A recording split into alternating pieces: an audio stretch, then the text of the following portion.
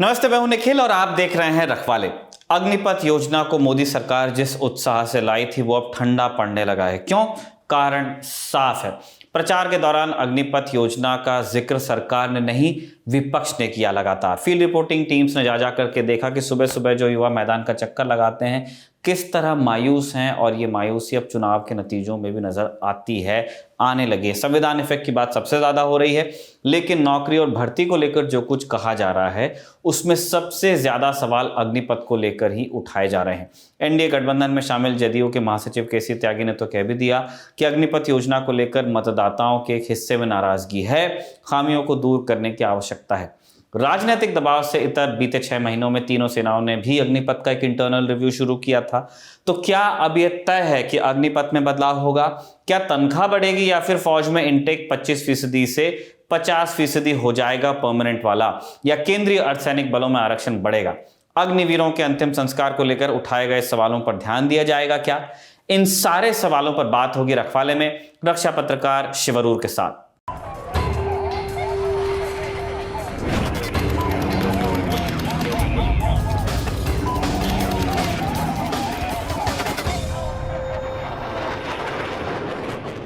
शिव, स्वागत है रखवाले में। बहुत दिनों बाद हमारी आपसे मुलाकात हो रही है। कैसे बीते ये दिन चुनाव के? फाइनली सब कुछ खत्म हो गया है निखिल। बहुत बढ़िया था। एक दिलचस्प इलेक्शन था और वो खत्म हो गया। अब देखना पड़ेगा कि रखवाले पर क्या क्या स्टोरीज आते हैं सामने। मुझे लगता है कि और भी दिलचस्प स्टोरीज सामने आने वाले हैं इस सरकार में। हाँ, क्योंकि अभी हमको देखना है कि सर्विसेज जो तीनों हैं उनको नए चीफ्स मिलने हैं। हमें ये बिल्कुल। भी देखना है कि सीडीएस जनरल चौहान, उनका टेन्योर कब तक के रहता है, उनके सक्सेसर के रूप में सरकार किनको देख रही है। थिएटराइजेशन पे जो बात चल रही थी वो एग्जैक्टली कहाँ पहुंची है। मिनिस्ट्री ऑफ डिफेंस किसके पास में जाती है, क्योंकि राजनाथ सिंह एक बार मिनिस्टर फॉर होम अफेयर्स रह चुके हैं, एक बार मिनिस्टर फॉर डिफेंस रह चुके हैं। क्या हम इस बार एक नए चेहरे को देखने वाले हैं? उस व्यक्ति की क्या प्रायोरिटीज होंगी, इन सब पे हम बात करेंगे। लेकिन शिव, बिल्कुल। हम बात अभी और अगली। आर्मी चीफ का भी हाँ निखिल हाँ। भूलना मत, आर्मी चीफ का भी अनाउंसमेंट होने वाला है अभी। हाँ, क्योंकि अभी एक्सटेंशन पे जनरल पांडे चल रहे हैं। जी। शिव, करेक्ट। हमने ये हमारी जो कवरेज हुई ललन टॉप चुनाव यात्रा, उसमें लगातार ये देखने को मिला, कुछ जगह सटल भाषा में बच्चों ने कहा, कुछ जगह ओपनली कहा कि अग्निवीर योजना जो है उससे उनके एंथुजियाज्म पे थोड़ा असर पड़ा है। पहले सर्विसेज प्रायोरिटी नंबर 1 हुआ करती थी, सीएपीएफ के ऊपर हुआ करती थी। अब ये ऑर्डर ही रिवर्स हो गया है। लोग चाहते हैं कि पहले सीएपीएफ या पुलिस मिल जाए, उसमें नहीं होगा तो सर्विसेज में जाएंगे। इस तरह की बात है, क्योंकि यहाँ पे अब एक कॉन्ट्रैक्ट सिस्टम है 4 साल का। जो बहुत सारे बच्चे हैं वो ये करना चाहते नहीं है, क्योंकि बहुत कच्ची उम्र में आप जाते हो सर्विस में। और शुरुआत में ऐसा लग रहा था, जिस तरह की भीड़ भर्ती रैलियों में दिख रही थी, उसको देख करके बहुत जल्दी शायद दावा कर दिया गया कि Agniveer is a success. Nikhil, जैसे हमने इसके पहले 2 एपिसोड्स किए हैं जिनमें हमने रखवाले पर अग्निवीर स्कीम के बारे में हमने बात किया है। और दोनों में हमने इस चीज पे अग्री किया था कि अग्निवीर स्कीम जो है, उसका जो मकसद है वो हम्म। शायद अच्छा दिखता है, लेकिन जो इम्प्लीमेंटेशन है, हम्म। जो टर्म्स एंड कंडीशंस हैं, जो डिटेल्स हैं इसके, जो एक्सिक्यूशन है, और जो मोस्ट इम्पोर्टेंट जो टाइमिंग है उसका, हम्म। हमारे बीच में एक सहमति थी कि ये टाइमिंग बिल्कुल अच्छा नहीं है। अभी इस वक्त सेना के लिए ये बिल्कुल ही रॉन्ग रॉन्ग स्कीम है रिक्रूटमेंट के लिए। लेकिन मकसद जो था अग्निवीर का वो अच्छा है। जो आप बता रहे हैं अभी, मुझे लगता है कि इट्स एब्सोल्युटली करेक्ट। क्योंकि अब जो जो एक हेजिटेशन था या जो डाउट था सिस्टम में अग्निवीर को लेकर, हमको याद रखना पड़ेगा कि जब 2022 में जब ये योजना रोल आउट किया था सरकार ने, निखिल, हमने देखा कि देश भर में काफी प्रोटेस्ट थे, आंदोलन थे, काफी हिंसा भी थी। लेकिन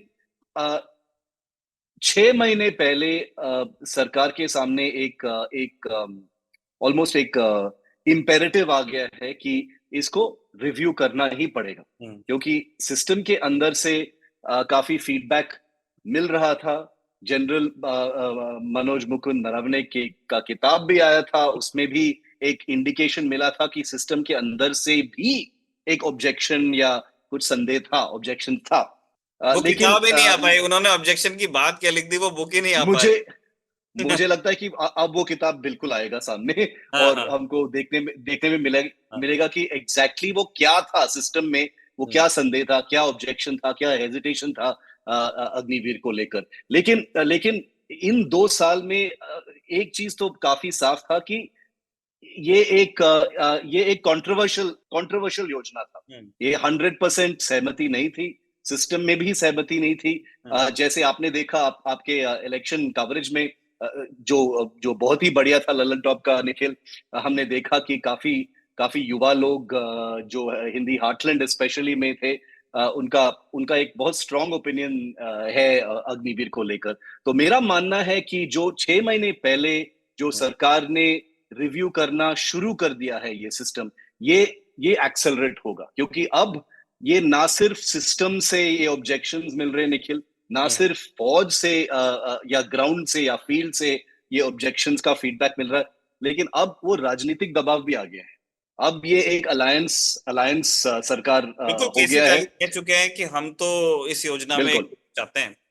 बिल्कुल। जैसे आपने कहा और वो ठीक ही कहा कि सहमति थी रखवाले के मंच पे कि अग्निवीर योजना एक सही डायरेक्शन में उठाया हुआ कदम है। हमें यंगर लीनर मीनर फोर्सेस चाहिए। अ, करेक्ट। हमें पहले जो नंबर्स में हम खेलते थे, अब हमको उन नंबर्स की जरूरत नहीं है। अब हमारी प्रायोरिटीज चेंज होंगी, हम टेक्नोलॉजी की तरफ जाएंगे।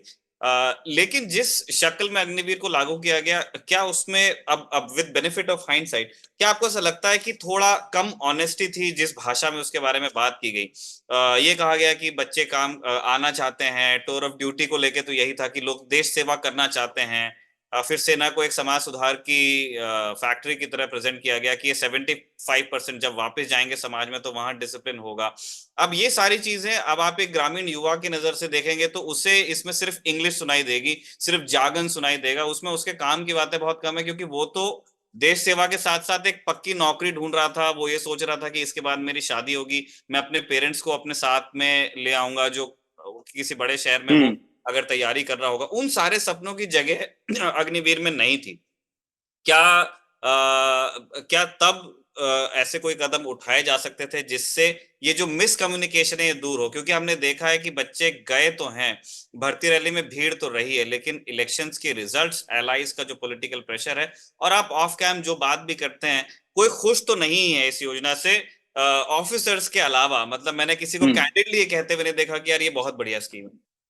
निखिल, जो आप बोल रहे हो अभी वो बिल्कुल बिल्कुल 100% करेक्ट है। और मैं हमारे दर्शकों को ये बताना चाहता हूं कि निखिल, जो आवाज ला रहे हैं फील्ड से, हम्म, वो बहुत शुद्ध होता है, क्योंकि वो हम्म, फील्ड से है। हम्म, वो ना कि ये कुछ एक्सपर्ट का व्यू है, हम्म, ना ये कुछ विश्लेषक का व्यू है।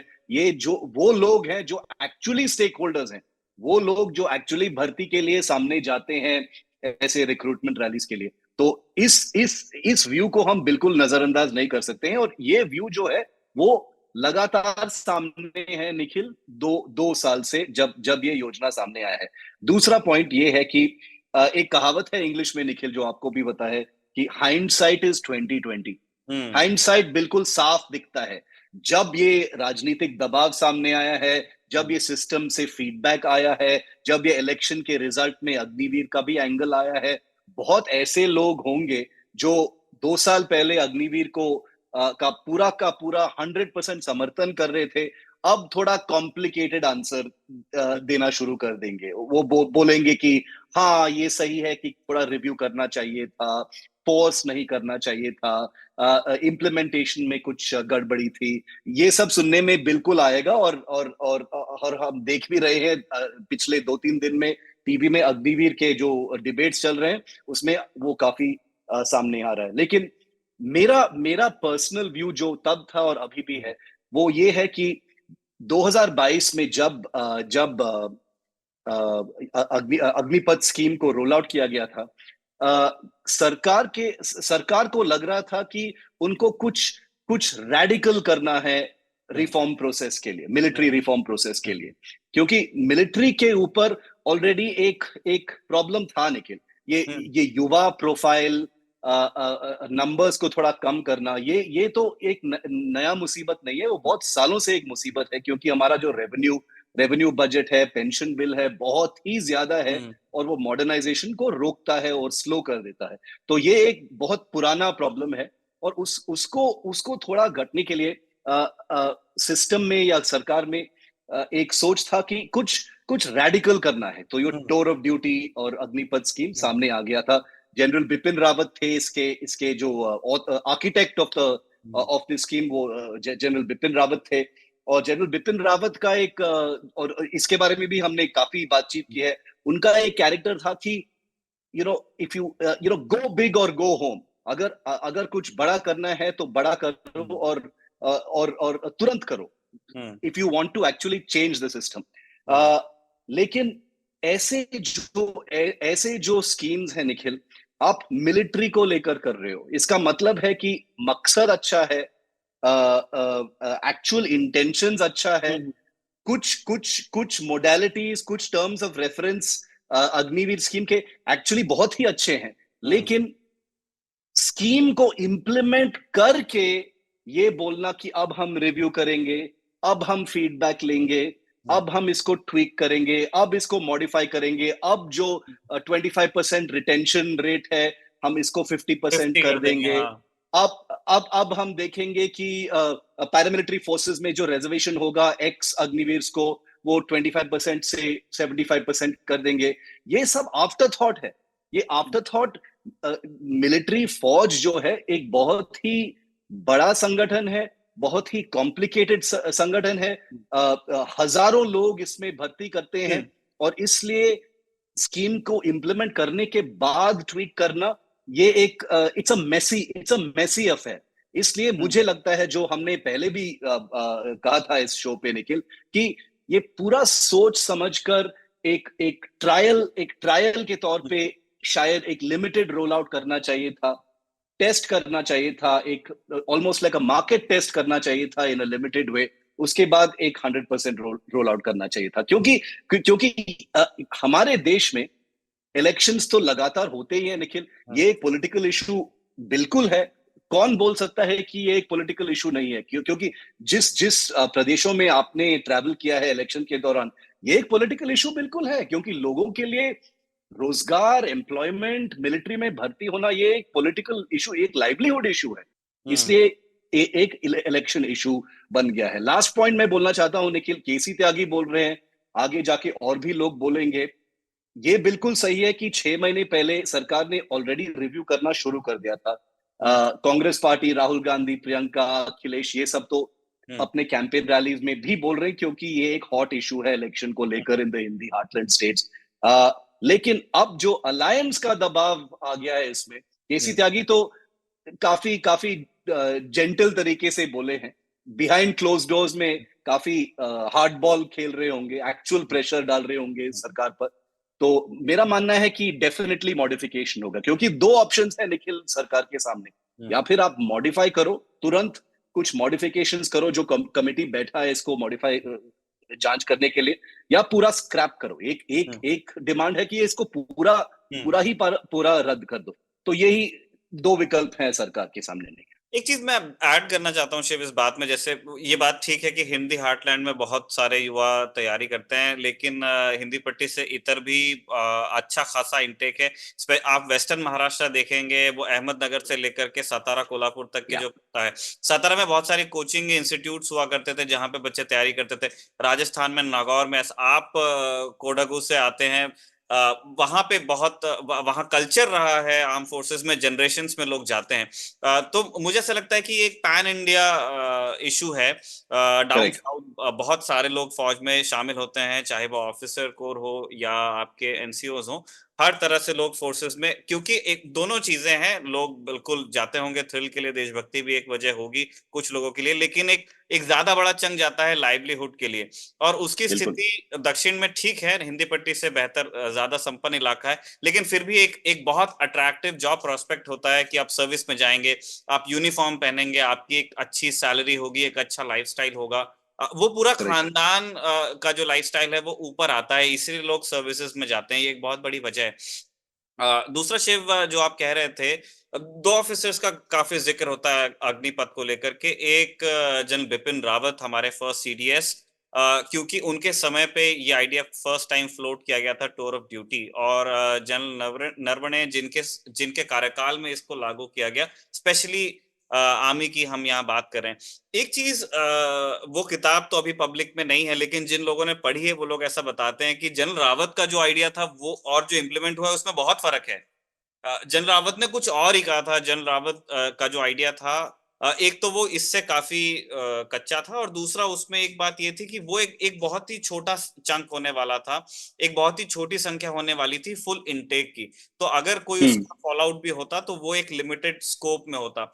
और उस किताब के जो वो हिस्से अंश पढ़ने वाले लोग ये भी बताते हैं कि जनरल नरवणे के टाइम पे एएचक्यू के बहुत सारे रिजर्वेशंस थे, स्पेशली रिटेंशन को लेके, जो अवधि है, जो कॉन्ट्रैक्ट का ड्यूरेशन है उसको लेकर के, क्योंकि आपने 4 साल कर दिया, उसमें ग्रेच्युटी नहीं है।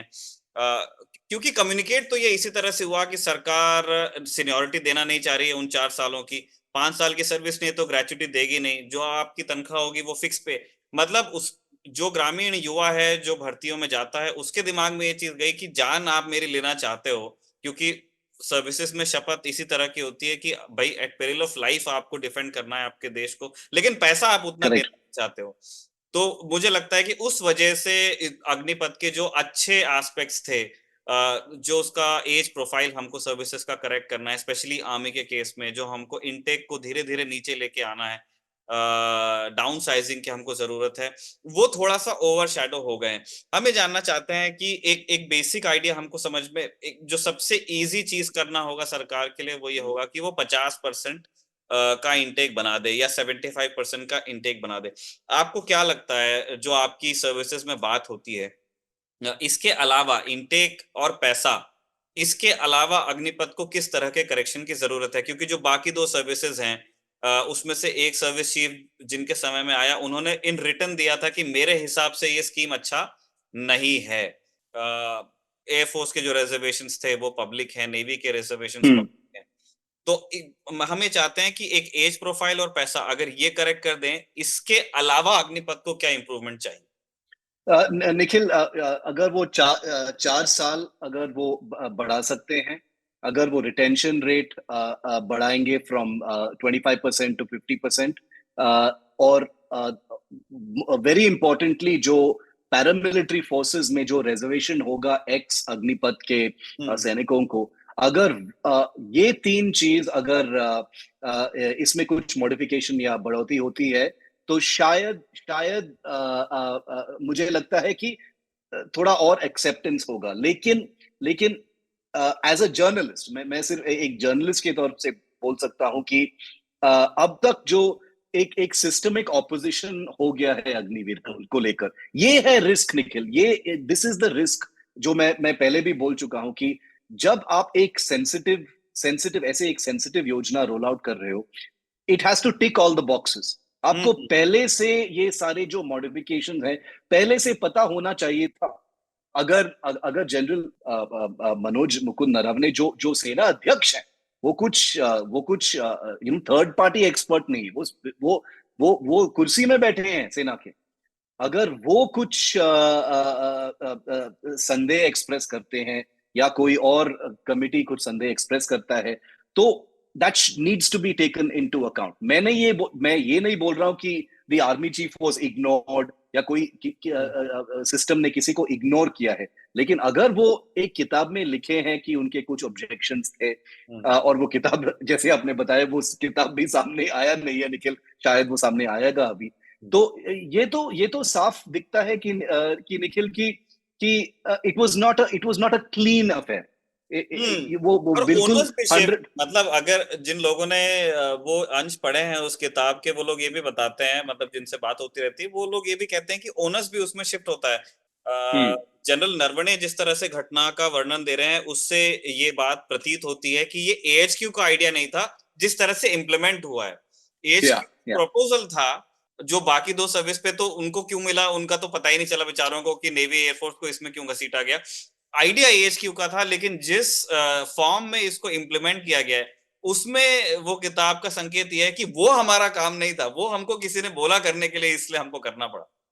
निखिल, जब जब कुछ भी योजना कंट्रोवर्शियल हो जाता है, उस पे लड़ाई होते हैं, उसमें हिंसा होता है, वो एक एक ह्यूमन नेचर है कि सब लोग उसको अबैंडन कर देते हैं कि ये मेरा नहीं था, हम्म। ये किसी और ने बताया था। तो जो जो सिस्टम में जो सामने आएगा, और कुछ दिन में होपफुली अंडर अ कोalition सरकार, शायद एक ट्रांसपेरेंसी मिल जाएगा हम्म। कि एग्जैक्टली किसने क्या किया था, किसने हाँ। क्या बोला था, कि क्या सामने सेना का जो वर्जन था अग्निपथ का और हम्म। सरकार का जो वर्जन था, उसमें क्या अंतर थे, क्या हम्म। कुछ फोर्स किया गया था, कुछ मोडालिटीज, कुछ टर्म्स ऑफ रेफरेंस, क्या कुछ इग्नोर किए गए थे जो सेना ने एक्सप्रेस किया था जनरल नरवणे के अंदर, ये किताब, यस। और अंडर हिज लीडरशिप। तो ये सब सामने आएगा तो वो और भी पॉलिटिकल हो जाएगा। लेकिन लेकिन पॉलिटिक्स असाइड निखिल, हमको हमको ये भी सोचना पड़ेगा कि अभी और भी इलेक्शंस हैं जिसमें अग्निपथ अग्निवीर एक पॉलिटिकल इशू होंगे। हरियाणा का इलेक्शन भी दोनों आ रहा है। स्टेट, हरियाणा, दोनों स्टेट जहां से बड़ी संख्या में सेना में युवा भर्ती होते हैं, महाराष्ट्र में हरियाणा। इलेक्शंस होने वाले हैं, हरियाणा में भी हमको इलेक्शंस देखने हैं। और इसमें इसमें Agniveer is going to be a political hot potato. तो हम्म। इसलिए मैं बोल रहा हूं कि राजनीतिक दबाव को लेकर शायद इस इशू को you can not sweep it under the carpet. The government will have to act on it. उनको कुछ निर्णय तो लेना ही पड़ेगा, या वो मॉडिफाई कर सकते हैं या रद्द कर सकते हैं। मुझे नहीं लगता कि वो रद्द कर सकते हैं, रद्द क्योंकि नहीं करेंगे। ऑपोजिशन का डिमांड है कि इसको स्क्रैप करो, ये करो, वो करो। क्योंकि अगर आप प्रैक्टिकली प्रैक्टिकली देखते हैं निखिल, और मैं ये पॉइंट मैं फिर से रिपीट कर रहा हूं कि जो अग्निपथ का ओरिजिनल जेनेसिस का मकसद जो था, वो एक्चुअली एक रिक्वायरमेंट है, अभी भी वो एक मुसीबत है। लेकिन इम्प्लीमेंटेशन मुझे लगता है थोड़ा जल्दबाजी में हुआ था। They did not possibly take everyone into account, and इसलिए ये सब हो। And with a heavy hand, ये भी देखने को मिला कि अच्छे खासे प्रोटेस्ट हुए। अब रखवाले बिल्कुल प्रोटेस्ट के तरीके को सपोर्ट नहीं करता है। जिस तरह से ट्रेन्स जलाई गई, जिस तरह से बलवा हुआ, उन चीजों का हम जी। समर्थन नहीं करते हैं, लेकिन इसको एक हिंट की तरह लिया जाना चाहिए था कि जो बच्चे ये सारी चीजें कर रहे हैं, अब वो एक, अब उन पे तो मुकदमा भी लग गया, लेकिन उनको वो उस परिस्थिति में क्यों है, वो इतना प्रेशर क्यों फील कर रहे हैं कि जो जिनको एक क्लीन पुलिस रिकॉर्ड चाहिए अगर सर्विसेज में जाना है, वो अपने मुंह पे कपड़े बांध करके ट्रेन्स में आग क्यों लगा रहे हैं। एक उस साइकी को समझने की कोशिश करनी चाहिए। और सिर्फ मुझे लगता है हम्म। कि कॉम्पेंसेशन सरकार के लिए सबसे इजी अभी यही है कि वो पैसा उसमें बढ़ाए। Compensation has to improve. Hmm. Intake वो इजीली बढ़ा सकते हैं। या इसके अलावा जो एक जो सर्विसेज के हवाले से जिस रिव्यू की बात चल रही थी, कि उनका भी अपना एक फीडबैक है कि उनका अनुभव अग्निवीर के साथ में कैसा रहा है, उसको भी ध्यान में। आपकी सर्विसेज में किसी से बात हुई किस तरह परफॉर्म कर रहे हैं जो अग्निवीर जो इंडक्ट हो गए हैं? निखिल, बात हुई है बिल्कुल। हम्म। और उनका कहना है कि ऐसा कोई ट्रेनिंग रिलेटेड या ऑपरेशन रिलेटेड प्रॉब्लम्स ऐसे कुछ है नहीं। There hmm. Actually no real issues जो सामने आए, क्योंकि ट्रेनिंग अच्छा खासा मिल रहा है उनको। हम्म। लेकिन जो एक्चुअल प्रॉब्लम्स है निखिल, और जो अग्निपथ स्कीम को और भी कंट्रोवर्शियल, एक पब्लिक परसेप्शन में और भी कंट्रोवर्शियल बना दिया है, वो ये है कुछ इंस्टेंसेस जहां पे एक अग्निवीर शहीद होता है ऑपरेशंस में, हम्म। और उनके फैमिली को द सेम लास्ट राइट्स नहीं मिलते हैं लाइक अ हम्म। Regular soldier. या कोई घायल होता है कुछ ऑपरेशन में, और उसको द सेम बेनिफिट्स नहीं मिलते हैं उसको और उसके फैमिली को। ऐसे टाइप के जो डिफरेंसेस हैं, जो डाइवर्जेंसेस हैं between Agniveer soldiers, regular soldiers, officers, वो जब सामने आए थे, वो वायरल हो गए थे। आपको भी याद है लास्ट ईयर जब राजस्थान। ये हुए थे, ठीक, और दो मुझे दो लगता है कि ऐसे ये घटना चीज हुए तो थे सरकार को मतलब राजस्थान में। ये तो सरकार को फोर्स ही करना चाहिए था। ये हम समझ सकते हैं कि अब ठीक है, आप पेंशन्स का it budget is stupid, it is stupid. It is stupid. आप ऐसा बिल्कुल। कैसे डिसाइड कर सकते हो कि एक व्यक्ति की मृत्यु का महत्व ज्यादा है दूसरे व्यक्ति की मृत्यु, जबकि सैनिक तो दोनों हैं, वर्दी एक ही है, फ्लैग भी एक ही है। तो एग्जैक्टली। आप कैसे डिसाइड करोगे कि लास्ट और राइट ये क्या बताता होगी है और निखिल, डिपेंडेंट्स का कॉम्पेंसेशन क्या होगा? इसलिए मैं बोलता हूं कि अगर आप इस चीज को लेकर आपने साफ साफ you have not planned this part of it correctly, वो लास्ट राइट्स में भी एक डिस्क्रिपेंसी है, तो एक डाउट आ जाता है कि क्या आप सब कुछ ठीक से एक्चुअली देखे हैं, क्या आप ये इम्प्लीमेंटेशन या टर्म्स ऑफ रेफरेंस जो सेना ने सामने रखे हैं अग्निपथ को लेकर, हैव यू सीन एवरीथिंग? क्योंकि अगर आप सेना में हो निखिल, अगर आप आर्मी में हो, ये लास्ट राइट्स को लेकर कभी भी कोई भी डाइवर्जेंस नहीं होगा।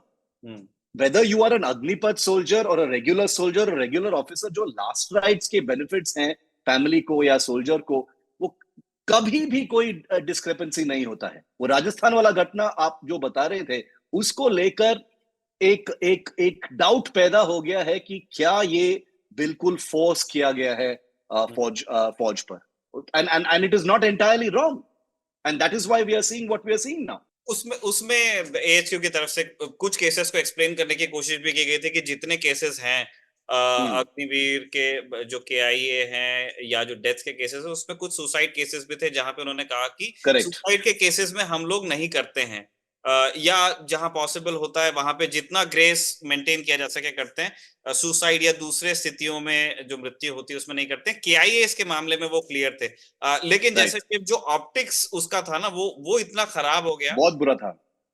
और उस वजह से, और केआईए के केसेस भी हैं जहां या पे लोगों की ये डिमांड रही है कि हम जो जो ट्रीटमेंट एक्सपेक्ट कर रहे थे एक शहीद का, वो उनको मिला नहीं है। तो इन सारी चीजों पे सरकार को बहुत गंभीरता से विचार करने की जरूरत बिल्कुल। पड़ेगी। जिस तरह के अलायंस पार्टनर्स हैं वो इस चीज को जरूर रेस करने वाले हैं। केसी त्यागी का स्टेटमेंट हमारे पास आ ही गया है। और देखते उनको देखना ही पड़ेगा निखिल, क्योंकि देखो, हम हमारा जो सिस्टम है, डेमोक्रेटिक सिस्टम है, लाइक इट और नॉट, अच्छा लगा या बुरा लगा, राजनीतिक दबाव से ही ये ट्रेन चलती है, और इसी से कुछ मॉडिफिकेशन या कुछ चेंजेस होंगे अग्निपथ में।